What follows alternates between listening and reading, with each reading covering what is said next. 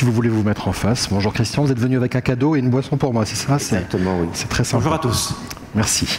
Alors, vous êtes président de l'entreprise Les Deux Marmottes, membre de la Convention des entreprises pour le climat, 150 dirigeants réunis pendant 11 mois pour aligner le monde de l'entreprise en France avec l'accord de Paris sur le climat. Vous avez déjà une feuille de route RSE assez exigeante, une raison d'être définie. Rappelons que vous avez repris Les Deux Marmottes en 2018, après 25 ans chez Coca. Vos infusions, 190 millions de sachets vendus chaque année, sont garantis 100% plantes sans arômes ajoutés. Vous êtes engagé à passer de 55 à 80% de vos approvisionnements en direct aux producteurs et à réduire vos émissions de CO2 de 50%. Là, j'ai posé le... Pas mal, hein? Tout est juste pour l'instant. J'ai gagné ma boîte de Deux Marmottes ou toujours pas? Oui, oui, je vous la laisse. Bon, c'est gentil.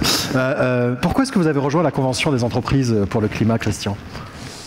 En fait, c'est un peu le hasard, comme souvent dans la vie.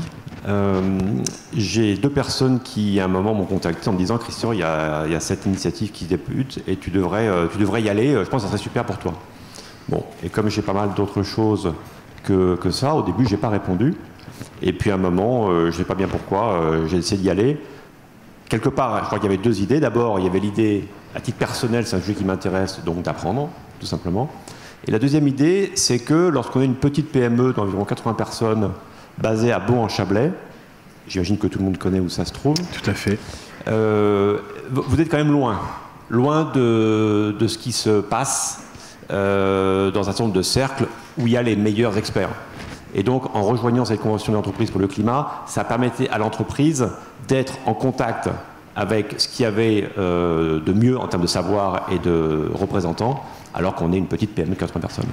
Alors, la convention, c'est 6 sessions de 2 jours. Oui. Et je l'ai dit en introduction, j'ai parlé d'une bonne paire de claques. La première session a vraiment eu cette réputation d'avoir été, pour tous les participants, une claque. Pourquoi? Oui, alors moi j'ai dit claque et j'ai dit choc. Claque parce que je pensais être, pas un sachant, mais en tout cas je pensais être bien informé sur le sujet. Et j'ai découvert pendant les 2 premiers jours que, en fait, je connaissais pas grand-chose. Et que notamment il y avait beaucoup de sujets qui étaient complètement absents de mon radar. Donc ça a été la claque en fait. Mais le choc, il s'est fait plutôt après. Vous savez, parfois, quand vous avez dans votre vie professionnelle des moments très difficiles, eh bien, vous avez quasiment un impact physique que vous ressentez. Et c'est moi ce que j'ai vécu, une sorte d'impact physique, peut-être quasiment de dégoût pendant quelques jours.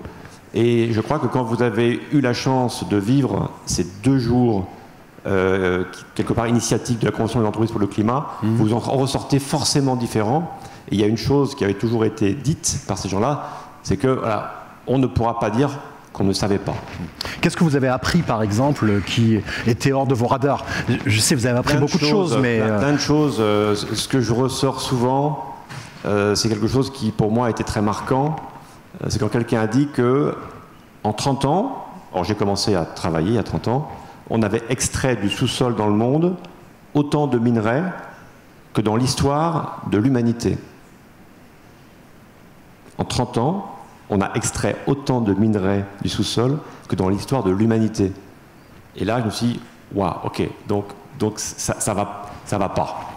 Et je suis peut-être plus sensible à ce fait-là parce que moi, je constate que dans beaucoup de villes, dans beaucoup de régions, on construit partout, on met du bitume, on met des nouveaux bâtiments, et je me dis que ben voilà, tout ça, ça vient du sol, mais surtout, ça bouleverse complètement la beauté des paysages, et c'est quelque chose sur lequel voilà, j'ai une sensibilité particulière. Et puis il faut bien tenir compte du fait qu'on est dans des ressources limitées. Et en vous, ça vient de la Terre, et il y a beaucoup d'éléments qui sont soumis à ce genre d'équation. Voilà, donc il y a tous les limites planétaires, il y a tous le fait que tout est systémique, etc. Donc il y a beaucoup de choses, à mon avis, que beaucoup de gens ne savent pas, et j'en faisais partie, et j'en fais encore partie. Alors, 4 autres sessions ont eu lieu depuis cette première, il en reste une. La prochaine sera donc la dernière. L'objectif est que la Convention trouve une traduction sur la feuille de route de chacun des participants. Pour vous, ça va se traduire comment ? Donc, le premier engagement, puisque quand on a rejoint la Convention des entreprises pour le climat, on a signé un document qui était un engagement personnel du dirigeant et de l'entreprise. Et ce premier engagement, c'est d'abord d'écrire pour chaque entreprise une feuille de route de transformation. Donc ça veut dire qu'à la fin de la Convention d'entreprise pour le climat, il va y avoir 150 feuilles de route d'entreprises de toute taille, de tout secteur, de toute région française. Donc ça, c'est le premier engagement. Et donc, on est bien sûr en train d'écrire, nous, cette feuille de route-là, qui était déjà assez avancée, parce qu'on avait quand même pas mal travaillé sur cette réflexion-là. Et puis, ensuite, on va essayer de trouver des mesures qui sont des mesures plutôt communes qu'on aura co-créées et qu'on va essayer de partager plus largement, de manière à emmener d'autres entreprises. Ça, je pense qu'il y a une très grosse volonté d'emmener d'autres entreprises et de donner la possibilité à d'autres entrepreneurs de vivre la même chose. Vous devenez ambassadeur. Exactement. Au-delà de ce cercle de 150. Voilà. Et je ne sais pas si certains d'entre vous ont lu le JDD hier, mais dans le JDD hier, il y a notamment eu un appel assez large pour que les ministres soient formés quand même à ce sujet-là. Et c'est vraiment des discussions qu'on a eues en fait à la Convention d'entreprise pour le climat en disant mais il faut former les dirigeants, il faut former les leaders et il faut former les leaders au plus haut niveau possible.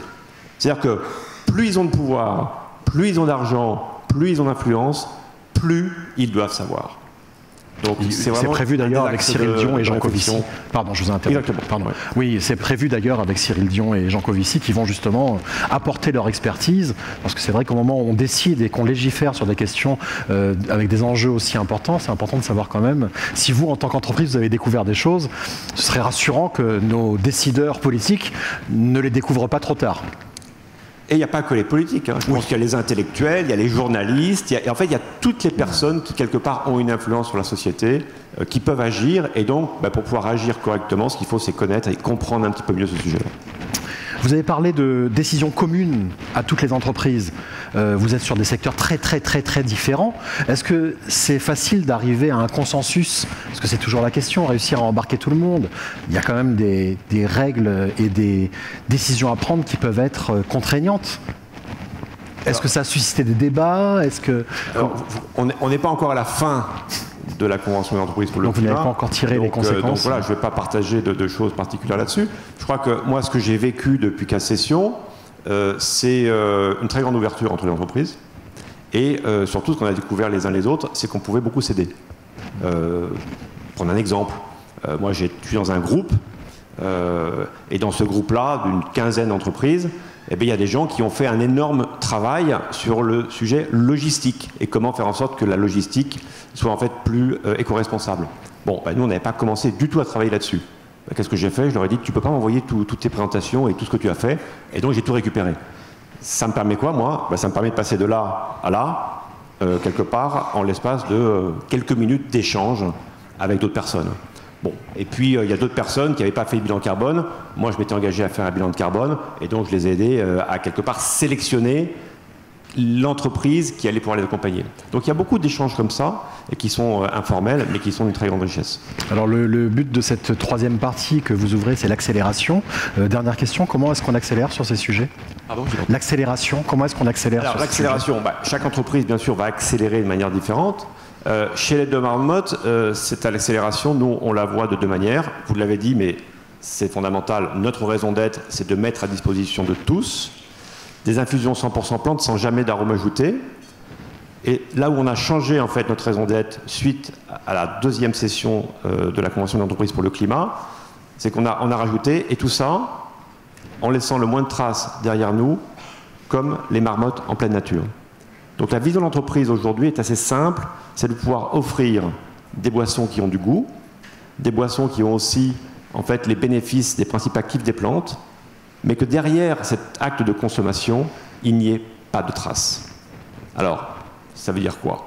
Concrètement, dans les petites infusettes que vous mettez en fait dans une tasse, ces infusettes aujourd'hui, elles sont 100% compostables. Ce n'était pas le cas il y a 2 ans. Donc on a été amené à changer les matériaux qu'on utilise pour ça. On est aussi dans une situation où on a enlevé le maximum de plastique de tous nos produits depuis maintenant pas loin de 15 ans. Et donc tous nos produits sont à base de carton et recyclables. Et puis on est en train d'être un peu plus ambitieux, et notamment on se dit, est-ce qu'en poussant nos produits, on pourrait réduire l'empreinte carbone globale du secteur des boissons? Et la raison pour laquelle je suis venu aussi aujourd'hui ce matin, c'est pour vous parler de ça. Dans les boissons, Aujourd'hui, vous avez, vous le savez, beaucoup d'utilisation de bouteilles plastiques, beaucoup d'utilisation de boîtes en métal, beaucoup de verre, et tous ces emballages-là sont des emballages en fait qui ont une empreinte carbone élevée. Mais il y a des alternatives. Ces alternatives, c'est quoi? Vous prenez un petit sachet d'infusion, les deux marmottes ou autres. Simplement, mon conseil, c'est prenez uniquement des sachets qui sont sans arôme ajouté. Sinon, vous aurez un produit dont le goût, c'est du parfum ou de la chimie. Voilà. Donc ça, c'est vraiment mon conseil. Et ensuite, mettez simplement en fait ce sachet dans un verre d'eau. Et attendez une demi-heure. À me dire, ah ouais, mais une demi-heure, c'est long. Non, une demi-heure, c'est pas long. C'est-à-dire, vous êtes le samedi matin au petit déjeuner, vous prenez une carafe, vous mettez 1 litre d'eau du robinet, vous mettez 4 sachets à l'intérieur, vous mettez la carafe au frigidaire, pendant toute la journée, vous avez une boisson qui est prête, c'est pas long. Par contre, c'est un changement radical d'acte de consommation. Et c'est ce que j'ai fait en fait en arrivant ici tout à l'heure. Donc ce que je vous propose, c'est de goûter.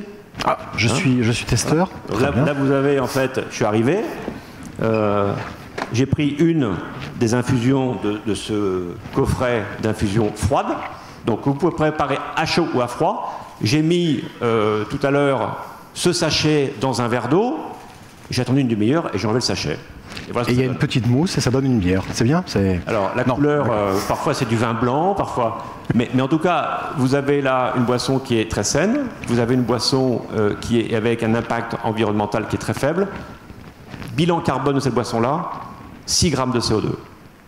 Je vous mets au défi de trouver quelque chose qui soit plus sain et avec une empreinte carbone si basse. Juste en comparaison, quand on fait bouillir l'eau à 100 degrés pour faire infuser en 2-3 minutes, quand on fait bouillir l'eau, quand on ne fait pas à froid... C'est une très bonne question. Merci, c'est gentil. Et ça a été en fait une grande découverte, parce que c'est ça qui est intéressant en fait dans ces projets-là, c'est qu'on découvre plein de choses.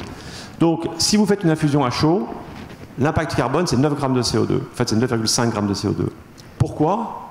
Parce que quand on a fait notre empreinte carbone en scope 1, scope 2, scope 3, on a découvert que 37% de l'impact carbone, enfin des émissions de carbone, étaient dues au fait de faire chauffer de l'eau. Donc un de mes conseils, c'est quand vous prenez une infusion chez vous, ou quand vous prenez un thé, ou quand vous faites chauffer de l'eau, si vous avez besoin de 25 centilitres d'eau, ne faites pas chauffer 1 litre, ça ne sert à rien. Faites chauffer 25 centilitres. Vous aurez déjà en fait réduit très fortement l'empreinte carbone, quelque part, des boissons chaudes. Ça montre aussi l'importance du design dans cet impact qu'on peut avoir sur l'empreinte carbone. C'est vrai qu'il faudrait avoir des bouilloires un peu plus petites, plutôt que d'avoir des bouilloires d'un litre 8, avoir des bouilloires pour couple ou alors pour personnes célibataires. Voilà, ça montre que c'est possible à plein d'échelles. Tout à fait. Cette transformation. Merci beaucoup. Merci infiniment. Merci. Merci Christian Polge.